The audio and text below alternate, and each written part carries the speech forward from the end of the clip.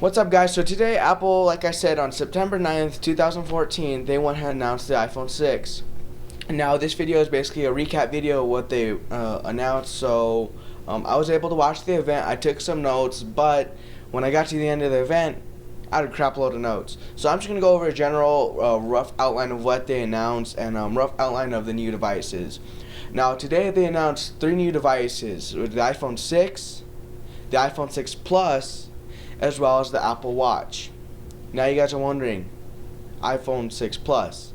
iPhone 6 Plus is basically a larger variation of the iPhone 6, but I'll go ahead and show you guys here in a little bit. So basically, I'm going to explain to you guys what's new in the iPhone 6. Okay, for starters, what's new about the iPhone 6 now? The newest thing that I have to say that's new about the iPhone 6 is the design. The design is a mix between the iPhone 5, iPhone 5S, and the iPod Touch 5th generation. It has the thinness of an iPod 5th generation and the design of an iPhone 5. So they combine two of, I believe, two of their greatest design products, put them into one. Now putting them into one, you get the iPhone 6. The difference between the iPod Touch 5th generation and the iPhone 5, those two both had in common a 4-inch Retina display. The iPhone 6 comes with standard with the 4.7-inch display. Now you guys can actually go ahead and opt into getting the iPhone 6 Plus, which has a 5.5-inch Retina display.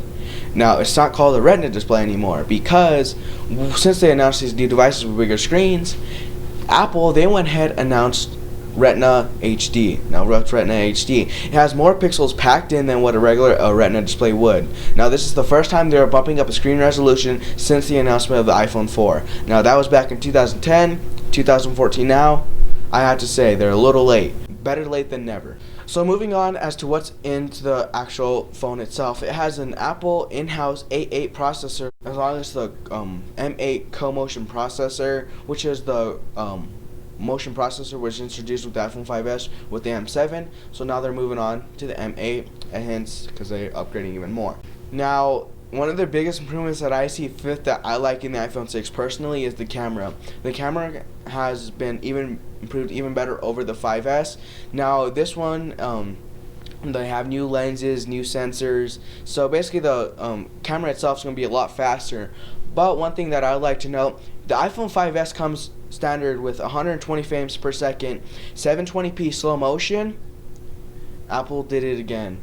Now in the iPhone 6, you can have a 240 frames per second slow motion. So the slow motion would be even slower than what it is now in the iPhone 5S, which I find that to be very cool.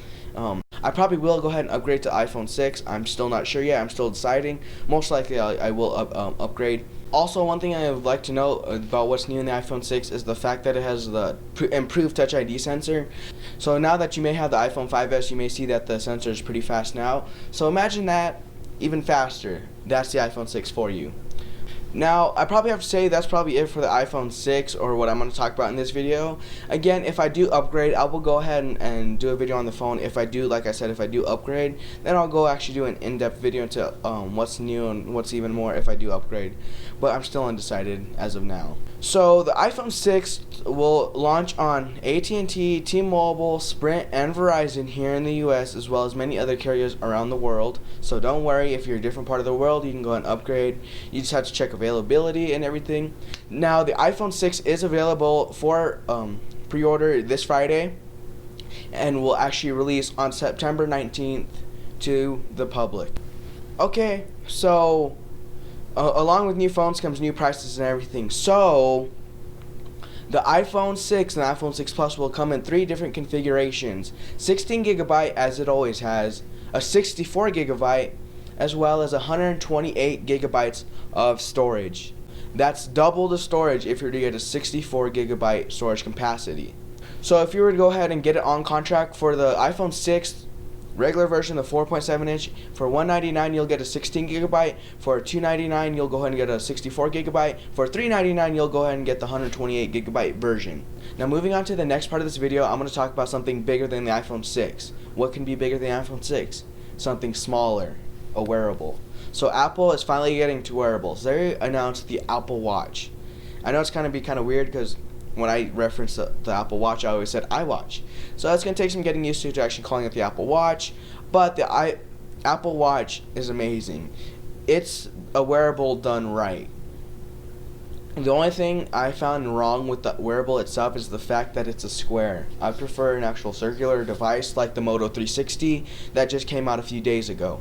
But like I said, it's from Apple, so what are you going to do about it? So just to talk about the Apple Watch, it has a sapphire display, general specs. They didn't actually go over the specs. They went over that they have a couple APIs that they will open up to developers to develop third-party apps. So if you're an app developer, you can actually go ahead and make your own apps for the actual watch to interact with your iOS device. But one thing is, or you can expect, the Apple Watch will only be compatible with iOS devices, as well as Android Wear devices are only compatible with Android devices. One question I ask is, which company or which software version is going to budge first? Who's going to support both? We still don't know. But the Apple Watch, I have to say, is amazing. It has some great features actually carried over from the iPhone 6, like Apple Pay. So Apple Pay is actually something new that they did announce today, is that you can actually go ahead and pay with everything with your iPhone. So many companies have already signed up. Those companies are already going to start to implement it as soon as the iPhone comes out.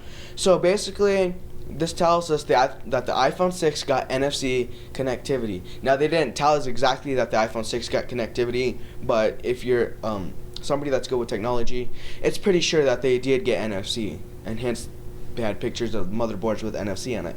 Now, the only problem I have with the Apple Watch personally is the price point, $349. I found that to be a little much, but then again, I think about it, but you're getting a lot for $349.